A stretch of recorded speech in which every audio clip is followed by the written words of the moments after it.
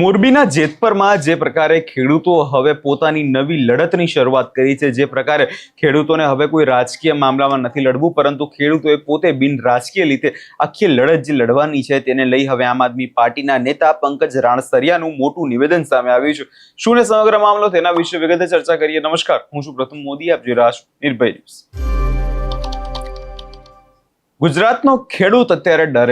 ડરેલો એ વાતથી છે કે જે પ્રકારે તેની સાથે અત્યારે જે પોલિટિકલ પાર્ટીઓ છે તેમના દ્વારા તેને દગો આપવામાં આવ્યો, જે પ્રકારે તેને ન્યાય અપાવવાની વાત હતી એ ન્યાય અપાવવાની વાતથી હટીને ક્યાંક ને ક્યાંક અલગ જ મુદ્દે આખી રાજનીતિ રમાઈ ગઈ અને એના જ કારણે જે મોરબીના જેતપરનો જે ખેડૂત છે તે ડરેલો છે અને હવે તેણે પોતાની લડત જાતે લડવાનો જે આખો નિર્ણય લીધો છે. અને હવે આ મામલાને લઈ આમ આદમી પાર્ટીના એક નેતા પંકજ રાણસરિયા મેદાને આવ્યા છે અને તેમના દ્વારા વાત એવી કહેવામાં આવે છે કે હું તો પહેલાથી જ કહેતો હતો કે આ લડત બિન રાજકીય રીતે લડવી જોઈએ, કોઈ પણ પ્રકારની પાર્ટીઓ એમાં વચ્ચે આવવાની જરૂર નથી. સૌ પહેલા વધુમાં તેમના દ્વારા શું કહેવામાં આવ્યું છે એકવાર તે સાંભળી લઈએ.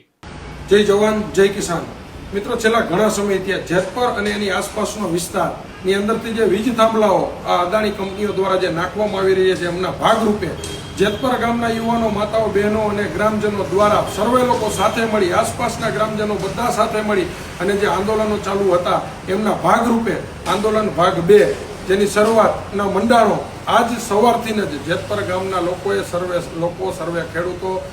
સર્વે યુવાન મિત્ર, માતાઓ, બહેનો સાથે મળી અને જે આજથી જે એમની શરૂઆત કરી છે, જે ભૂખ્યા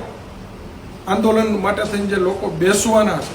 બરાબર, જે પ્રતિક ઉપવાસ તો ચાલુ જ હતા, પણ આજના ભાગરૂપે જે અલગથી જે આંદોલનની શરૂઆત છે આ એક બિરદાવા લાયક અને ધ્યાનમાં લેવા લાયક વસ્તુ છે. અને આ આંદોલન જે છે એ સંપૂર્ણ બિન રાજકીય આંદોલન જે એ લોકોએ જાહેર કર્યું છે ને એ એક ખૂબ જ અગત્યની અને મહત્વની વાત છે. મિત્રો, આ જે વાત રહી એ આજથી મેં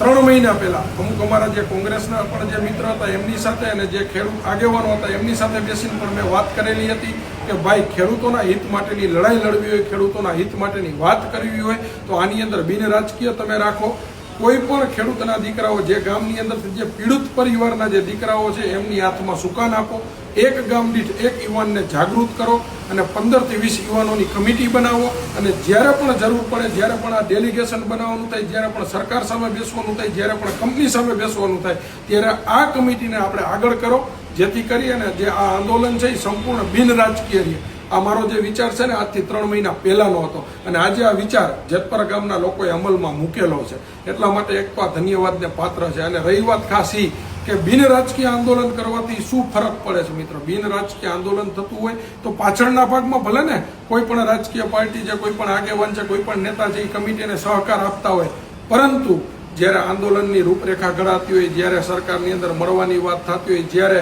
મીડિયા માધ્યમ થકી જ્યારે આંદોલનની રૂપરેખાનું વર્ણન કરવાની વાત થતી હોય ને ત્યારે માત્ર ને માત્ર આ કમિટીના જે આગેવાનો આગળ વધે, જેથી કરીને કોઈને રાજકીય રોટલા શેકવાનું આની અંદર કોઈ કારણનો નિમિત્ત જ ન બને. આ મારા જે વિચારો છે આજથી 3 મહિના પહેલાના મારા વિચારો હતા, જેના ભાગ સ્વરૂપે આજે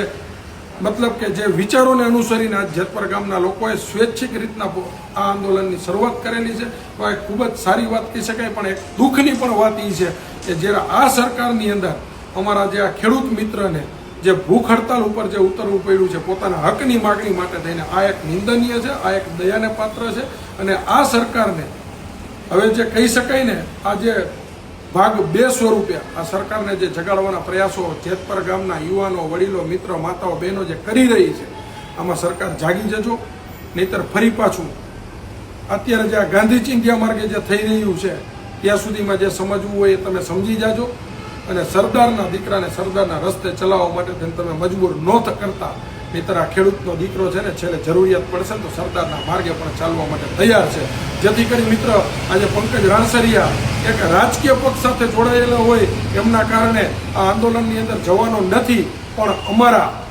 પાર્ટી સાથે જોડાયેલા જે લોકો હતા કે જે ત્યાં જિલ્લા પંચાયતના પ્રભારીની ભૂમિકા નિભાવતા હતા, સહપ્રભારીની ભૂમિકા નિભાવતા હતા, એમને મારા તરફથી સ્પષ્ટપણે ખુલ્લો સંદેશો હતો કે આ લડાઈ તમારા ગામની છે, આ લડાઈની અંદર તમારે સાથ સહકારને સહયોગ આપવો પડે અને એના માટે તમારે રાજીનામું આપવું હોય તો તમે રાજીનામું પણ આપી શકો છો. એમના ભાગરૂપે અમારા ત્યાંના જે કંઈ પણ સહપ્રભારી, પ્રભારી હતા એને રાજીનામા સ્વૈચ્છિક રીતના આપી અને જ્યાં સુધી આ લડાઈ ચાલશે ત્યાં સુધી એમને ખુલ્લો ટેકો જાહેર કર્યો છે. અને ફરી પાછા જ્યારે લડાઈ પૂર્ણ થશે એની અંદર એમને જીત મળશે અને ત્યારે ફરી પાછા એ જ લોકો પાર્ટીની સાથે એમની વિચારધારા સાથે સહમત હશે તો ફરીથી પાછા જોડાશે. તો આવા જે લોકોને ખેડૂત આંદોલનને સહકાર આપવા માટે થઈ અને એમને જે એમના હોદ્દાઓ ઉપરથી જે બલિદાનો આપ્યા છે એ પણ એક ધન્યવાદને પાત્ર છે. કારણ કે એમને એમના ગામ માટે સૌપ્રથમ વિચાર્યું છે, સૌપ્રથમ એમને એમનું ગામને રાખ્યું છે. તો આવા લોકોને પણ હું એક અભિનંદન આપું છું મિત્ર. જે ખાસ વાત એ છે કે જ્યારે પણ આ આંદોલનને ખેડૂતના દીકરા તરીકે પંકજ રાણસરિયાની જરૂરિયાત હશે ત્યારે જેતપર ગામ નહીં પણ મોરબીના વિસ્તારની અંદરનું કોઈ પણ ગામ હશે ને તો એને સાથ સહકાર આપવા માટે થઈને પંકજ રાણસરિયા ખડે પગે છે. જય જવાન જય કિસાન. હવે અહીંયા તમે જે રીતે આમ આદમી પાર્ટીના નેતાને સાંભળ્યા અને તેમના દ્વારા જે નિવેદનો આપવામાં આવી રહ્યા છે એ જોવાનું એ રહેશે કે જ્યાં મોરબીના જેતપરના જે ખેડૂતો અત્યારે લડત લડી રહ્યા છે, જે પ્રકારે તેઓ આમરણાંત ઉપવાસ પર બેઠા છે, તો એ ઉપવાસ થયા બાદ શું સરકાર જાગે છે, શું તંત્રને ભાન થાય છે ખરી? કેમ કે એક બાજુ અત્યારે આપણે એ પણ દ્રશ્ય જોયું કે આજે સવારે જ કે જે પ્રકારે અત્યારે જે ખેડૂતો જે એક બાજુ વિરોધ કરી રહ્યા છે અને એની બીજી બાજુ તેમના ખેતરની અંદર અધિકારીઓ ઘૂસી રહ્યા છે અને થાંભલાઓ નાખવાની પ્રક્રિયા હજુ પણ ચાલુ છે. એટલે તમામ બાબતોને લઈ નજર એ વાતની રહેશે કે સરકાર ક્યારે આ મામલે કોઈ ચોક્કસ પરિણામ સામે લાવે છે. આ વિષયમાં તમારો શું અભિપ્રાય છે અમને કમેન્ટ કરી ચોક્કસથી જણાવજો અને અમારી ચેનલ નિર્ભય ન્યૂઝને લાઇક, શેર અને સબસ્ક્રાઇબ કરવાનું ભૂલશો નહીં.